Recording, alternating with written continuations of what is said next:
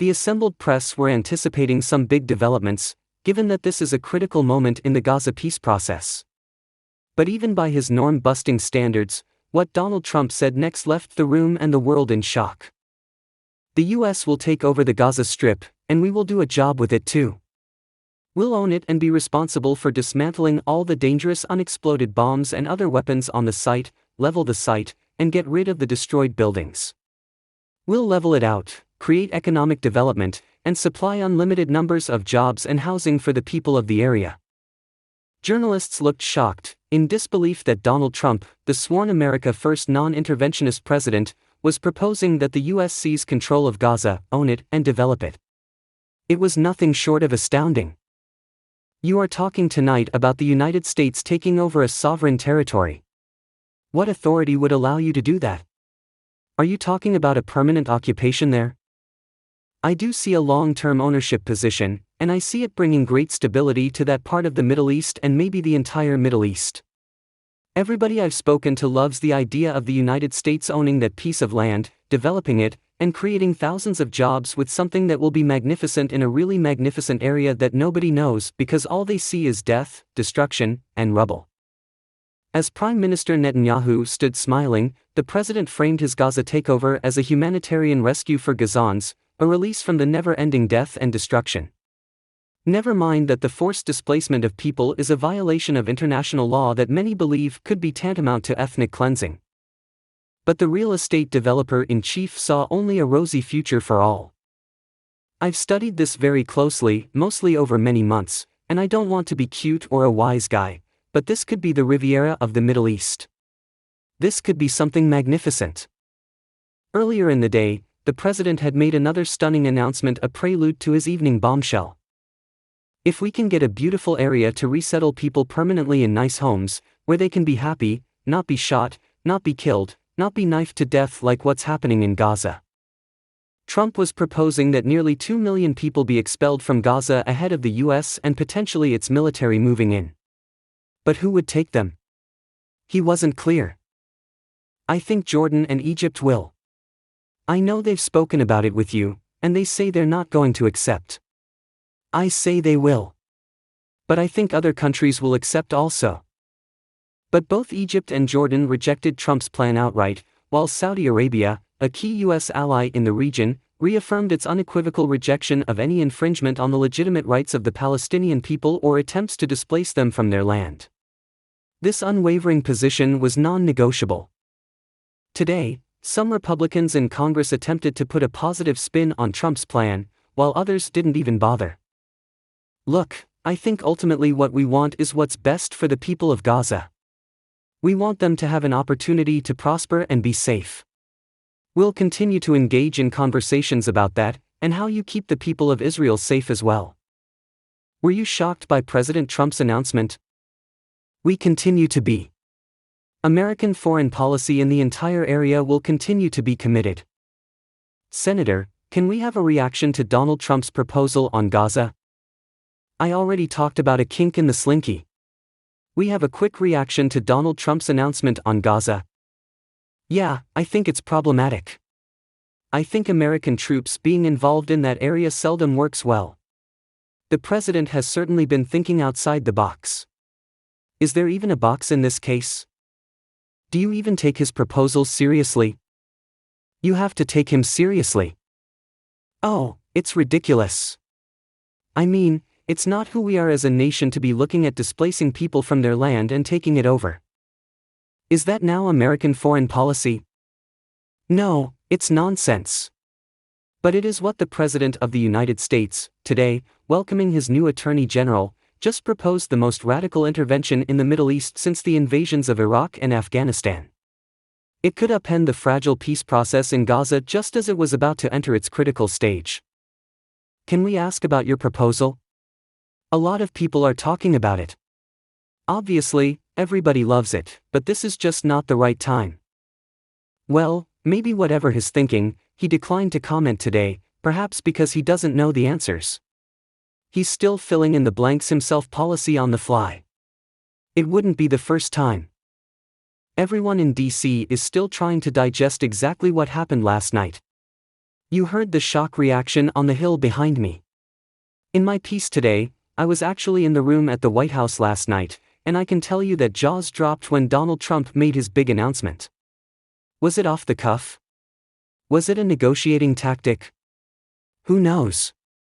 He was reading it off the teleprompter, so clearly some thought had gone into it. But many questions remain, and Trump did not answer any of them himself today. However, his press secretary did make some comments. She stressed that what Donald Trump had said was coming from his humanitarian heart. When asked if he was prepared to remove Palestinians from Gaza by force, she wouldn't answer. She simply said he was prepared to rebuild Gaza. When pressed again about whether Donald Trump was prepared to put American boots on the ground, she said the president had not committed to that yet. However, she confirmed that Trump had committed not to using American funds for the rebuild. She also mentioned that he had spoken today to the leaders of Egypt, Bahrain, and Saudi Arabia, though she did not share what they had said. Additionally, she mentioned that the King of Jordan would be visiting Washington, D.C. next week, which is sure to be a momentous occasion. As for President Trump's proposal, it was met with swift rejection from Arab leaders across the Middle East. Saudi Arabia issued a statement just minutes after his press conference, reiterating their absolute commitment to a Palestinian state. U.S. allies across Europe and beyond have insisted that Palestinians have a right to self-determination. Meanwhile, in Gaza, there was outrage from people who have endured 15 months of hell. Here's our foreign affairs correspondent, Sander Kamani, reporting from Gaza's ruins. No one is under any illusion about how difficult it will be to rebuild their lives, but many here, descendants of refugees from the war surrounding the birth of Israel, as Palestinians call it, the Nakba or catastrophe, still see this rubble, all 50 million tons of it, as their home. Trump's remarks are illogical. We've lived through war for a year and 4 months, and now he says we should leave our land. This is our ancestors' land, and we will not leave it. Trump's officials insist they know best, claiming that Gazans' lives would be vastly better elsewhere. A better life is about better opportunities, better financial conditions, and better aspirations for you and your family. That doesn't happen when you're just pitching a tent in the Gaza Strip. Israeli politicians from the ruling right-wing coalition were overjoyed. The long-vaunted two-state solution was seemingly no longer U.S. policy. It was amazing, what we saw yesterday, said one Israeli official. Donald Trump in Washington showed us how you can draw a new, realistic Middle East, not those dreams from Arafat in Wonderland that we had for 3 or 4 decades, where we thought we could bring terrorists back into the region. The idea of somehow clearing out 2 million people, derided as ethnic cleansing by human rights groups, seems fantastical and is vehemently opposed even by America's allies in Europe and the UK. They must be allowed home. They must be allowed to rebuild. We should be with them in that rebuild on the way to a two-state solution. While some have insisted it couldn't be done, President Trump did it. This isn't the first time he has unveiled a vision for the future of the Middle East. He brokered the Abraham Accords in his first term, with the UAE and Bahrain agreeing to normalize relations with Israel, which was supposed to prevent Israel's annexation of the West Bank. Today, Trump's posters can be seen on the side of the road, as he now seeks to oversee a deal between Israel and Saudi Arabia, the heart of the Muslim world. Could this announcement on Gaza be part of a negotiation strategy? People in the region and in the kingdom know that Trump has the capacity to make things happen. Sometimes outrageous statements, and that won't go very far. The Saudi Ministry of Foreign Affairs issued a very strong statement, where it said that it continues to insist on a two-state solution as a precursor to normalization and that it is against any transfer of the population out of Gaza. Today, both Egyptian and Jordanian officials met with leaders from the Palestinian Authority, again rejecting any suggestion they would take displaced Palestinians. Hamas, still the dominant force in Gaza, dismissed Trump's proposals as absurd and ridiculous. Negotiations on extending the current ceasefire and hostage release deal into a second phase are now starting, but in the shadow of Trump's words, which everyone is still trying to make sense of. Just before we came on air, I spoke to the Palestinian ambassador, Hamzat, and asked him if he's taking the Trump plan seriously. He said, "Of course you do too. Everybody should take this seriously because this is no longer about Palestine. We, the Palestinian people, are used to this. We've been subjected to a war of extermination for 100 years. We resisted, we existed, we remained, and here we are. But do you think that now American policy has failed? Apparently, it has found some purchase. The Zionist idea of cleansing Palestine is finding some purchase. So it's a huge reason and call for concern and action. It has to do with our international order.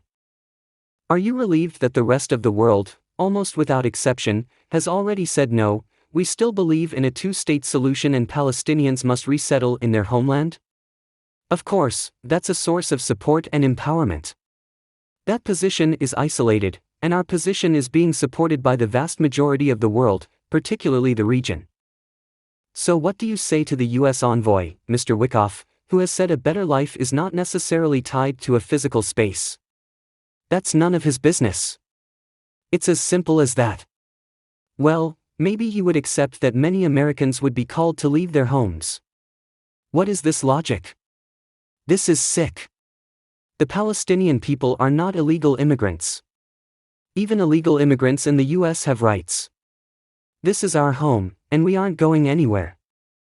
Some people think this is a bit of a distraction, that there is something else going on, perhaps around the annexation of the West Bank. Yes, that's what's really about to happen. Yes, perhaps. He said that for weeks, and will announce our new policy on the West Bank. So, you might be right. This is tactical. It's a diversion, a distraction. Still, it is very dangerous. The whole logic of mass expulsion, of ethnic cleansing, today in this age and time, is unthinkable. We expect the international community to unite at this point in time and fend off this. Otherwise, believe me, everybody is watching. What comes next will not be Palestine. But it's clear that Gaza was the last of a barrage of claims. He wants to take over Canada, Panama, what was it, Greenland, and what have you. So this is not a joke.